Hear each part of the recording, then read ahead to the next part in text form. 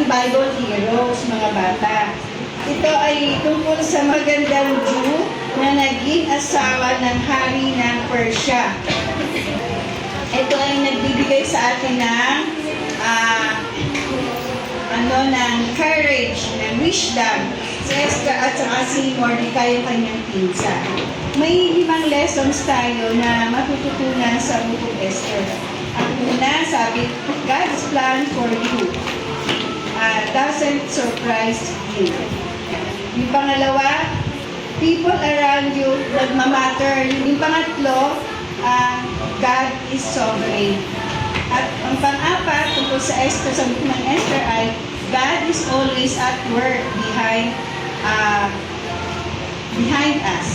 At yung pang-lima ay, God has placed us where we are for a reason.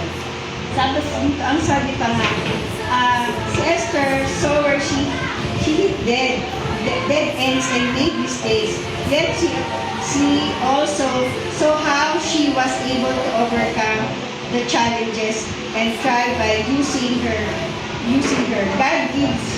God-given gift, skills, and abilities. Esther teaches us that even when it seems like God is absent, He is still at work in our lives and will not abandon His promises. God's timing is always perfect.